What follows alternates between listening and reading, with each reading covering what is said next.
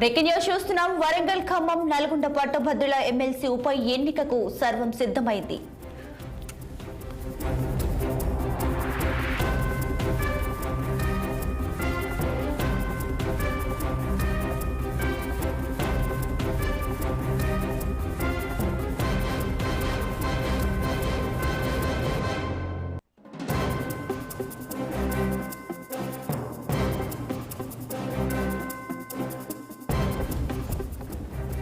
వరంగల్, ఖమ్మం, నల్గొండ పట్టభద్రుల ఎమ్మెల్సీ ఉప ఎన్నికకు సర్వం సిద్ధమైంది. పోలింగ్ కి అధికారులు అన్ని ఏర్పాట్లు పూర్తి చేశారు. డిస్ట్రిబ్యూషన్ సెంటర్ల నుండి సిబ్బందికి పోలింగ్ సామాగ్రి పంపిణీ చేశారు. రేపు ఉదయం 8 గంటల నుంచి సాయంత్రం 4 గంటల వరకు పోలింగ్ కొనసాగనుంది. జూన్ 5న ఓట్ల లెక్కింపు నిర్వహిస్తున్నారు. మరోవైపు రేపటి పోలింగ్ కి పోలీసులు భారీ బందోబస్తు ఏర్పాటు చేశారు. పోలింగ్ కేంద్రాల వద్ద 3 అంచెల భద్రతను ఏర్పాటు చేశారు.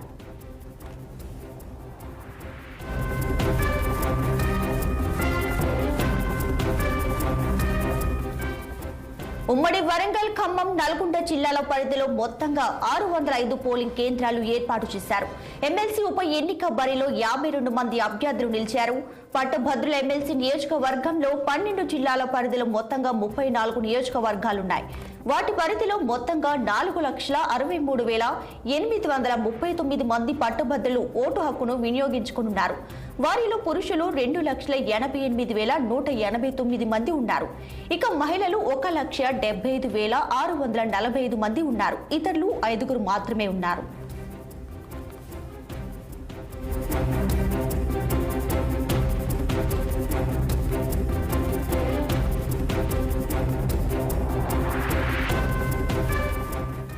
గ్రాడ్యుయేట్ ఎమ్మెల్సీ నియోజకవర్గంలో అత్యల్పంగా సిద్దిపేటలో 4,671 మంది ఓటర్లుండగా 5 సెంటర్లను ఏర్పాటు చేశారు. అత్యధికంగా నల్గొండ జిల్లాలో 80,871 ఓటర్లు, సూర్యాపేట జిల్లా ఓటర్లు 51,497.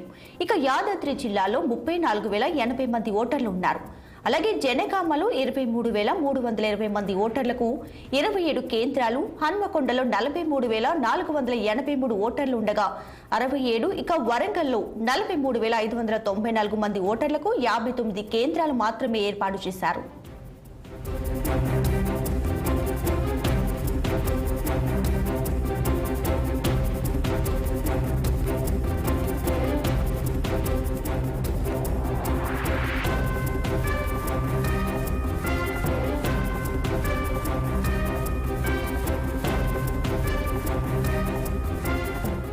రైట్, ఇక రేపు గ్రాడ్యుయేట్ ఉప ఎమ్మెల్సీ ఎన్నిక జరగబోతుంది. ఇక ఇదే విషయానికి సంబంధించి మా ప్రతినిధి పరమేష్ లైవ్ లో మరిన్ని వివరాలు అందించడానికి అయితే సిద్ధంగా ఉన్నారు. పరమేష్, చెప్పండి, రేపు జరగబోయే ఈ ఎన్నికకు సంబంధించి అధికారులు ఎటువంటి ఏర్పాట్లు చేశారు? డీటెయిల్స్ ఏంటి? పరమేష్.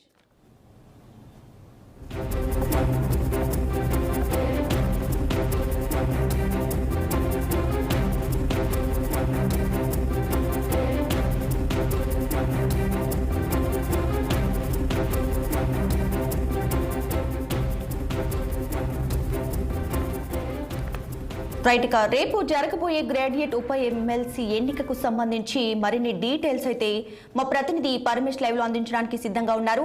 పరమేష్, చెప్పండి, రేపు జరగబోయే ఈ ఎన్నికకు సంబంధించి అధికారులు ఎటువంటి ఏర్పాట్లు చేశారు? డీటెయిల్స్ ఏంటి?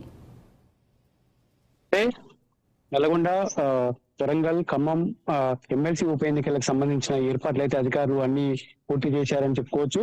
అయితే ఇప్పటికే ఉదయం 8 గంటల నుంచి ఇప్పటి వరకు అయితే అన్ని పోలింగ్ స్టేషన్లకు అయితే సామాగ్రి కూడా తరలించడం జరిగింది. ఏదైతే ఈ 3 జిల్లాల పరిధిలో ఉన్నటువంటి 3 జిల్లాలో 605 పోలింగ్ కేంద్రాలను ఏర్పాటు చేశారు. వీటికి సంబంధించినటువంటి పోలింగ్ సిబ్బందికి కూడా ఈ రోజు ఈ 12 జిల్లాల్లో కూడా పోలింగ్ సామాగ్రి కూడా అందించడం జరిగింది. ఒక్కొక్క పోలింగ్ కేంద్రానికి 4 సిబ్బందిని కేటాయించడం జరిగింది.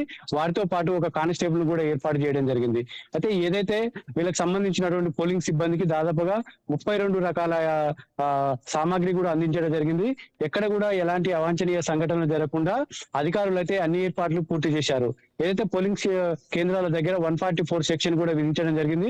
ఎవరు కూడా ఉదయం 6 గంటల నుంచి సాయంత్రం 8 గంటలకు కూడా ఈ 144 సెక్షన్ అమల్లో ఉంటుందని చెప్పేసి పోలీసులు చెప్తున్నటువంటి పరిస్థితి అయితే ఉంది. అయితే ఏదేమైనప్పటికీ ఈ 3 జిల్లాలో సంబంధించినటువంటి ఇప్పటికే పోలింగ్ కేంద్రాలకైతే సిబ్బందితో పాటు పోలింగ్ సామాగ్రి కూడా చేరుకోవడం జరిగింది.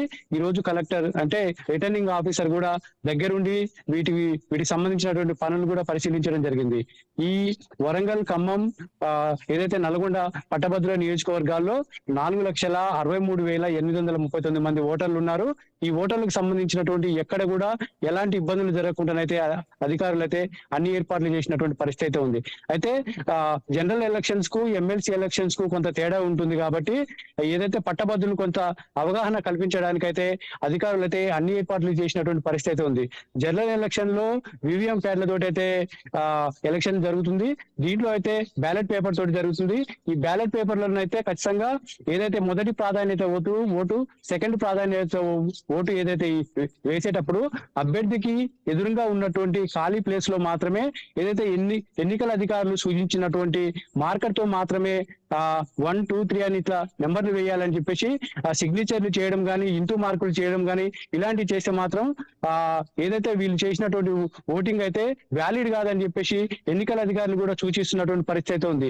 ప్రతి పోలింగ్ కేంద్రం వద్ద కూడా ఈ పట్టభద్రులకు అవగాహన కలిగించడానికి అక్కడ ఒక ఫ్లెక్సీ కూడా ఏర్పాటు చేసినటువంటి పరిస్థితి ఉంది.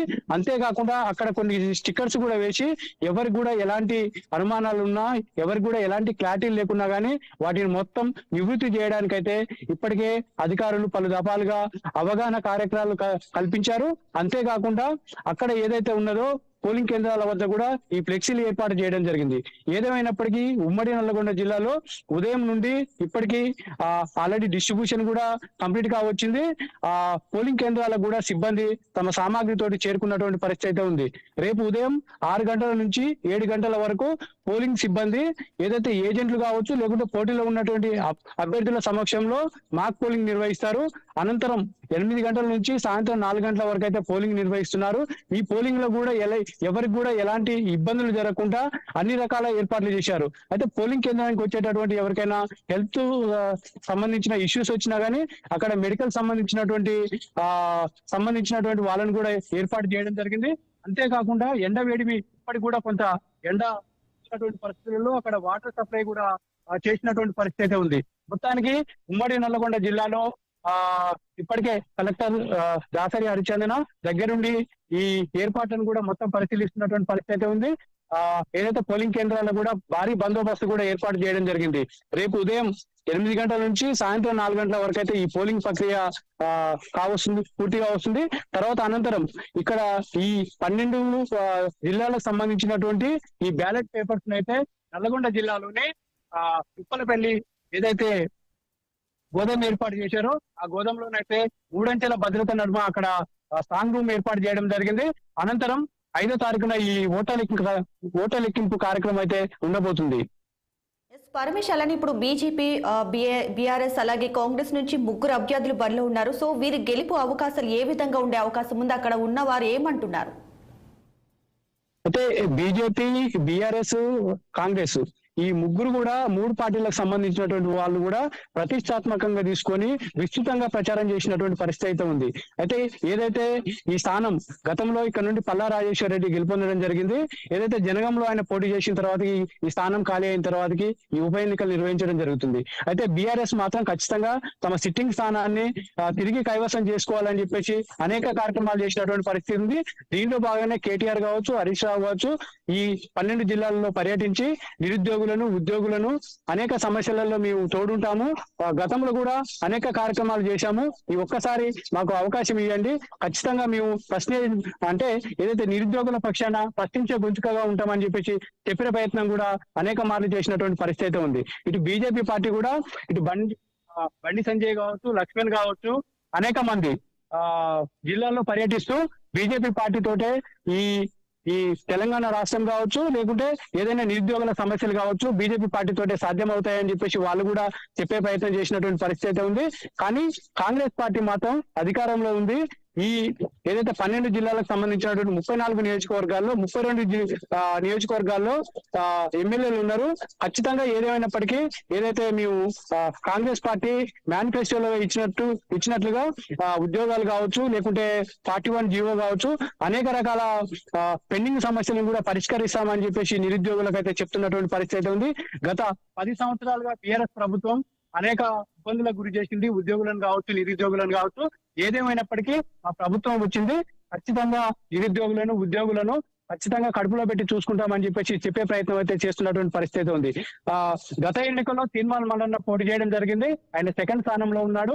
ఈసారి ఏదేమైనప్పటికీ ఈ 3 జిల్లాలకు సంబంధించినటువంటి పట్టభద్రుల ఎన్నికల్లో ఖచ్చితంగా గెలిపే ధీమగా ఉన్నటువంటి పరిస్థితి కూడా కనిపిస్తా ఉంది.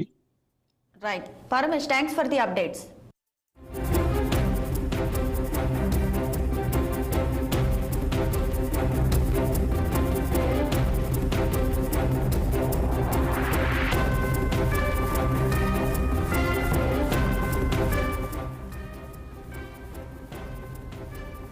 రైట్, ఇక రేపు జరగబోయే పట్టభద్రుల ఎమ్మెల్సీ ఉప ఎన్నికకైతే సర్వం సిద్ధం చేశారు. ఇక రేపటి పోలింగ్ కి అధికారులు కూడా అన్ని ఏర్పాట్లు చేసినటువంటి పరిస్థితి ఉంది.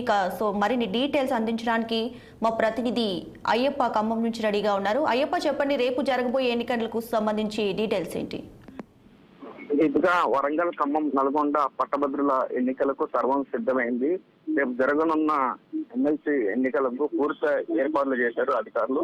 జిల్లాలో ఖమ్మం జిల్లాకు సంబంధించి 83,879 మంది పట్టభద్రులు ఓటు హక్కుని వినియోగించుకోనున్నారు. 118 పోలింగ్ కేంద్రాలు అయితే ఏర్పాటు చేశారు. పోలింగ్ ఉదయం 8 గంటల నుండి 4 గంటల వరకు అయితే కొనసాగుతుంది. అయితే బ్యాలెట్ పేపర్ల ద్వారా అయితే పోలింగ్ అయితే జరగనుంది. 129 బ్యాలెట్ బాక్సులు అయితే ఇప్పటికీ సిద్ధం చేశారు. అయితే పోలింగ్ కేంద్రాల నుండి అధికారులు అయితే తరలి వెళ్తున్న పరిస్థితి అయితే మనం చూస్తున్నాం. 15 సెక్టార్ల ఏర్పాటు చేసి తహసీల్దార్ను సైతం అధికారులు అయితే నియమించారు. అయితే డిస్ట్రిబ్యూషన్ కేంద్రం నుండి ఈ రోజు అయితే అధికారులు అయితే తరలి వెళ్తున్నారు. పోలింగ్ అనంతరం బ్యాలెట్ బాక్సుల్ని నల్గొండ స్ట్రాంగ్ రూమ్ అయితే పంపనున్నారు. మొత్తం ఉప ఎన్నికల్లో భాగంగా 52 మంది అభ్యర్థులు అయితే బరిలో ఉన్నారు. మరో నోటాతో కలిపి 53 ఉన్నట్టయితే ఇప్పుడు అధికారులు అయితే తెలిసిన పరిస్థితి. మరి భద్రాద్రి కొత్తగూడెం చూసుకున్నట్టయితే 44,000కు పైసలకు పట్టభద్రులు అయితే ఓటు హక్కుని అయితే వినియోగించుకున్నారు. ఇందులో అత్యధికంగా మహిళలు అయితే ఓటు హక్కుని వినియోగించుకున్న పరిస్థితి అయితే చూస్తున్నాం. మీరు జిల్లా వ్యాప్తంగా 55 పోలింగ్ కేంద్రాల్లో భద్రాద్రి కొత్తగూడెం జిల్లాలో పోలింగ్ కేంద్రాలు ఉన్నాయి. 23 మండలాలు మొత్తం పట్టభద్రుల సంఖ్య 40,000 పైచులకి అయితే ఉంది. అయితే ఇప్పటికే మామూలు ప్రభావిత ప్రాంతాల్లో కూడా కట్టుదిట్టం అయితే ఏర్పాటు చేశారు. ఈ గతంలో చూసుకున్నట్టే ఈసారి అత్యధికంగా ఓటు హక్కుని వినియోగించుకునే అవకాశం ఉంది. దీప్త, ఎస్, అలానే ఇప్పుడు 3 పార్టీల అభ్యర్థులు చూసుకుంటే ఎవరికి వారే తామే గెలుస్తామని ఒక ధీమాతో ఉన్నటువంటి పరిస్థితి ఉంది. సో ముఖ్యంగా మనం బీఆర్ఎస్ విషయానికి వస్తే గత అసెంబ్లీ ఎన్నికల్లో వారు వెనుకబడిపోయినటువంటి పరిస్థితి ఉంది. ఈ నేపథ్యంలో మరి వారికి ఈ ఎన్నికలు పుంజుకోవడానికి వారికి ఎలాంటి అవకాశాలు కలిసి వచ్చే అవకాశం కనిపిస్తుంది అంటారు? గత ఎన్నికల్లో చూసుకున్నట్టు ఉప ఎన్నికల్లో భాగంగా ఈసారి పట్టభద్రుల ఎన్నికలు జరగనున్న విషయం తెలిసింది. అయితే గతంలో ఈల్మార్ మల్లన్న 2వ స్థానంలో ఉన్నారు. గట్టి పోటీ అయితే ఇచ్చారు బీఆర్ఎస్ పార్టీ. గతంలో అలా రాజేశ్వర రెడ్డి గెలిచిన విషయం తెలిసింది. అయితే ఈసారి మాత్రం అందుకు విభిన్నంగా కాంగ్రెస్ పార్టీ అధికారంలోకి రావడం, జిల్లాలో అసెంబ్లీ స్థానాల్లో 10 కైవసం చేసుకోవడం, మొదటి నుండి కాంగ్రెస్ పార్టీ కంచుకోట ఖమ్మం జిల్లాకు ఉన్న తెలిసిందే. ఈసారి కూడా భారీ మెజార్టీ కోసం అయితే కాంగ్రెస్ శ్రేణులు చూస్తున్నారు. అంతేకాక ఈసారి కలిసి వచ్చే అంశం ఏంటంటే 3 మంత్రులు, ఇటు మంత్రి తుమ్మల నాగేశ్వరరావు పాటు పొంగులేటి శ్రీనివాస్ రెడ్డి, బట్టి విక్రమార్క ఉన్న జిల్లా కావడంతో ఇటు రాజ్యసభ సభ్యులు రేణుకా చౌదరి పూర్తిగా పట్టభద్రులు కూడా కాంగ్రెస్ పార్టీకి సపోర్ట్ ఇస్తున్నారు. ఈ నేపథ్యంలో శ్రీనివారమల్ అర్జెంట్ గా మెజార్టీ అయితే గెలవడం ఖాయమని చూస్తున్నాం. అయితే మరోవైపు బీజేపీ పార్టీకి కూడా ఈసారి ఎమ్మెల్సీ ఎన్నికలపై దృష్టి సారించారు. అయితే కిషన్ రెడ్డితో పాటు ఇతర ఎమ్మెల్యేలు కావచ్చు పూర్తిగా కాంగ్రెస్ అంటే జిల్లాపై దృష్టి సారించారు. మరోవైపు బీఆర్ఎస్ పార్టీ చూస్తున్నట్టు హరీష్ రావుతో పాటు కేటీఆర్ ఇటు పూర్తిగా నిమగ్నమై ఈసారి ఎటువంటి కైవసం చేసుకోవాలని చూసిన పరిస్థితిని చూసినప్పటికీ కూడా బీఆర్ఎస్ పార్టీ 3వ స్థానానికి పడిపోయింది. అంటే గత ఎన్నికల్లో కూడా చూసుకోవచ్చు జిల్లాలో ఎటువంటి ఒక సీటు కూడా స్థానం కైవసం చేసుకోకపోవడంతో ఇటు నిరుద్యోగులకు కూడా ఉద్యోగ అవకాశాలు ఇవ్వని పరిస్థితి నేపథ్యంలో బీఆర్ఎస్ పార్టీ వెనుకబడి ఉందని కూడా చెప్పొచ్చు. మరోవైపు కాంగ్రెస్ పార్టీ అత్యధిక గెలిచే అవకాశం కూడా ఇక్కడ కనపడుతున్న పరిస్థితి ఉంది దీర్ఘ. మరోవైపు బీజేపీ పార్టీ కూడా 2వ స్థానం వచ్చే అవకాశం కూడా రాజకీయ విశ్లేషకులకు చూస్తున్న పరిస్థితి చూస్తున్నాం దీర్ఘ. Right Ayyappa, thanks for the updates.